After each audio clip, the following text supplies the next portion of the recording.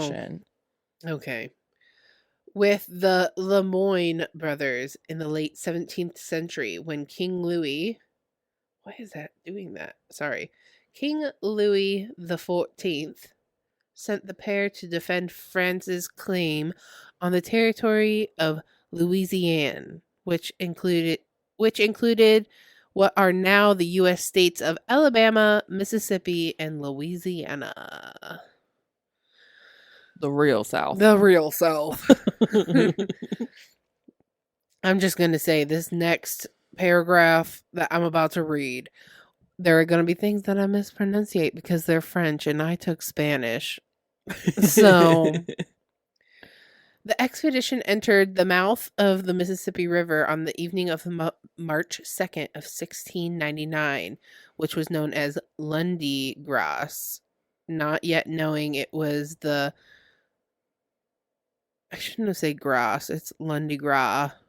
Mm-hmm. Not yet knowing it was the river explored and claimed for France by René Robert Cavelier, Sir de la Salle, in 1683.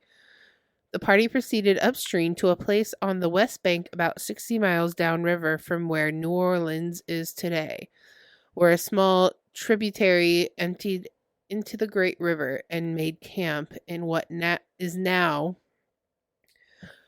Plaquemines Parish. Whoa. Literally, I know that it's not going to be... I was thinking about this as I was researching how we do the mispronunciation games. Creole will be one of them. Creole? Like this. Oh. Louisianian, like Bayou language. Yes. Because, no, it's bad. I thought you meant the word Creole, and I'm like, you said it fine. Yes, I know, but... Parish in Louisiana. This was on March 3rd, 1699, Mardi Gras Day. So in honor of this holiday, Iberville named this spot Pont du Mardi Gras, which is also known as Mardi Gras Point, and called the small tributary Bayou Mardi Gras. Bienville went on to find Mobile, Alabama in 1702 as the first capital of French Louisiana. In 1703, French settlers in that city began to celebrate the Mardi Gras tradition. By 1720, Beloit, is what I'm going to guess is how it's pronounced, was made capital of Louisiana. While it had French settlers, Mardi Gras and other customs were celebrated with more fanfare given its new status. In 1723, the capital of French Louisiana was moved to New Orleans, founded in 1718. Well, the growth of New Orleans as a city and the creolization of different cultures, the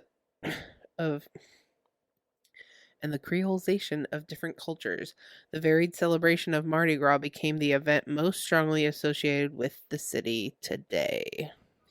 So, my section of this podcast. Yes. Mardi Gras in New Orleans. Yes. The holiday of Mardi Gras is celebrated in all of Louisiana, including the city of New Orleans. Celebrations are concentrated for about 2 weeks before and through Shrove Tuesday, the day before Ash Wednesday, the start of Lent in the Western Christian tradition.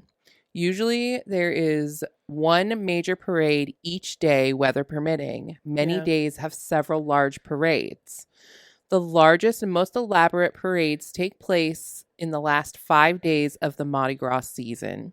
In the final week, many events occur throughout New Orleans and surrounding communities, including parades, balls, and some of them are masquerade balls. Love it. Which is new everything bucket we want. list. Yes. The parades in New Orleans are organized by social clubs known as crews, and that's Krewees.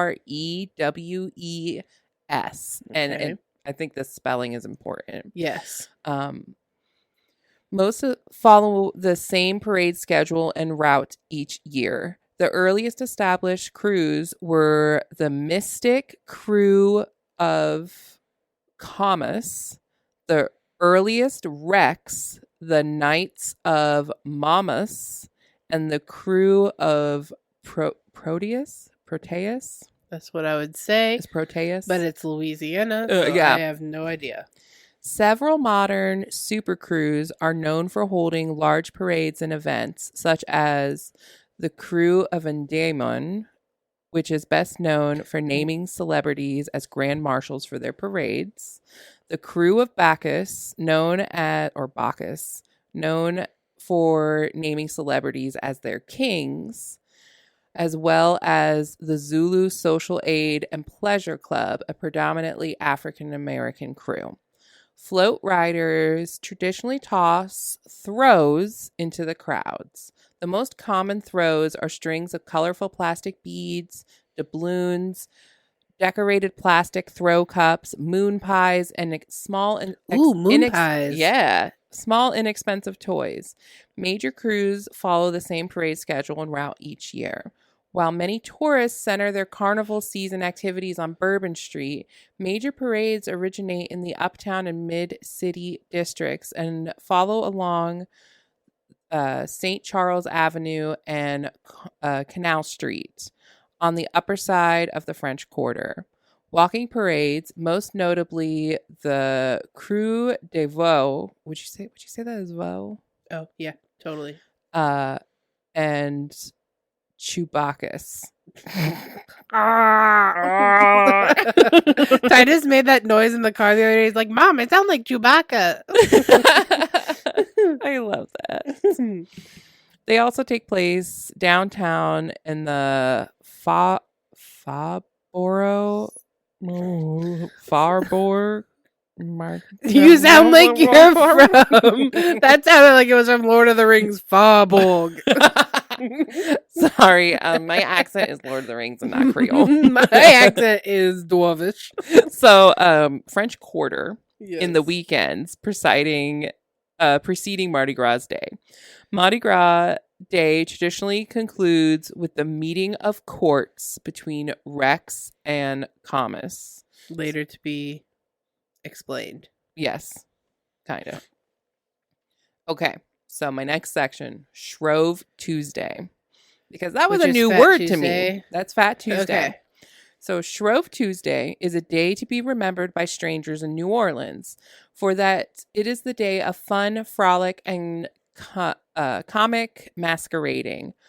All of the mischief in the city is alive and wide awake in active operation. Men and boys, women and girls, bond and free, white, black, yellow, and brown exert themselves to invent and appear in grotesque, quizzical, diabolical, horrible, strange masks and disguises. Human bodies are seen with heads of beasts and birds with human heads, demi-beasts, demi-fishes, snakes' heads, and bodies with arms of apes and man-bats from the moon, mermaids, satyrs, beggars, monks, robbers, parade and march on foot, on horseback, in wagons, carts, coaches, cars, etc., in rich confusion up and down the streets, wildly shouting, singing, laughing, drumming, fiddling, fifing, and throwing flour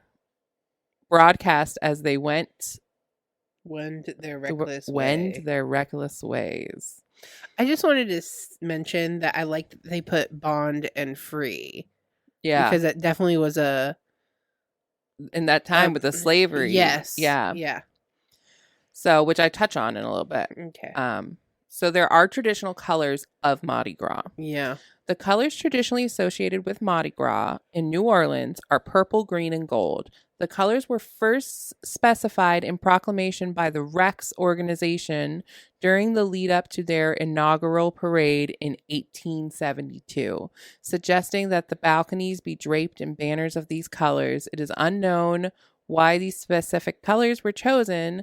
Some accounts suggest that they were initially selected solely on their aesthetic appeal and opposed any true symbolism.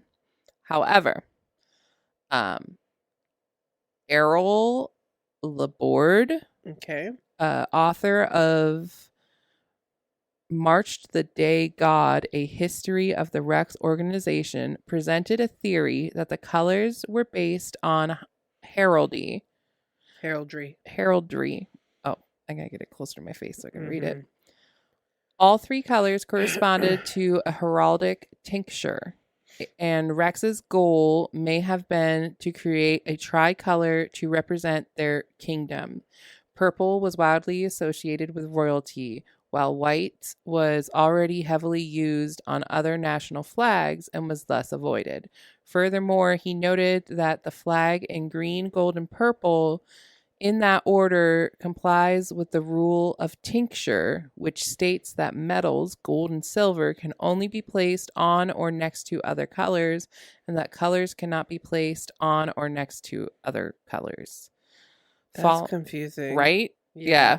Following the color-themed Rex Parade in 1892, the featured purple, green, and gold colored floats themed around the concept. The Rex organization retroactively declared that the three colors in that order symbolized justice, power, and faith.